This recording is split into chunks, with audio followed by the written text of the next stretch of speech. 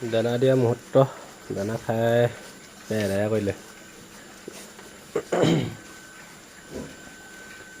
ডিৰক পোৱালি এতিয়া 13 কেজি পাৰ হৈ গ'ল, গোটেই 14 কেজিমান হ'ব। 14 কিলো হৈ যাব, পূৰা ধুনীয়া চেহেৰা আহি গ'ল। এইজনীতো আপোনাৰ 23-24 কেজিমান হ'ব এইজনী ডাঙৰজনী। ইয়াত ডিৰক 3জনী আছিলে, ইয়াৰ এজনী যাব, 2জনী যাব পাৰে। মেঘালয়ে ফোন কৰি আছে, এতিয়ালৈকে অহা নাই। পোৱালি ৰেডি আছে, যোন আহে তাকে দি দিম আগতীয়াকৈ। মেঘালয়ৰ পৰা ফোন কৰি আছে, তাৰপৰা এজনী এইপিনে ওচৰতে যাব, বেছি দূৰ নহয়। 14 কেজিমান হৈ যাব।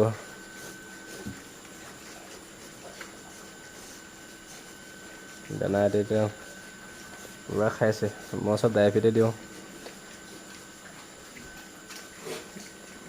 ইয়াতো 3টা আছে, ইয়াত 2টা মতা 2টা খাচী কৰা হৈ গ'ল।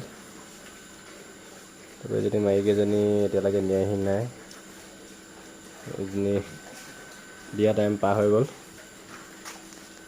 এই ৰেটটো বেলেগ হ'ব এতিয়া।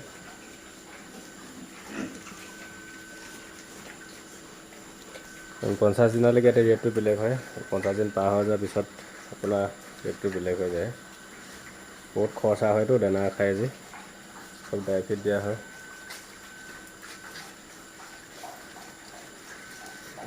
এইকেইটা ডিৰককেইটা আগতে অকণমান চেহেৰাটো কম আছিলে, এতিয়া কেনেকুৱা হৈছে জনাব বাৰু কমেণ্ট কৰি। তাৰপিছত পিয়ৰ ডিৰক হয়, 14 কিলো হৈ যাব। 14 কেজি জোখা নাই, 14 কেজি বেছি হ'লেও কম নহয়। একটা আৰু অলপ সৰু আছে। এইটো হেণ্ডচাৰটো 14 কেজি হৈ যাব। এইজনীটো নিজলৈ ৰাখি দিম বুলি ভাবিছোঁ। এইজনী ডিৰকজনী এজনী নিজলৈ ৰখা আছে, এজনী 22-24 কেজিমান হৈ যাব। কেনেকুৱা ফিগাৰ আছে কমেণ্ট কৰি জনাব।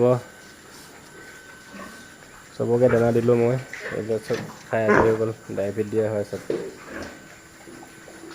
চব চেলেকি খাই আছে এতিয়া বৰ্তমান।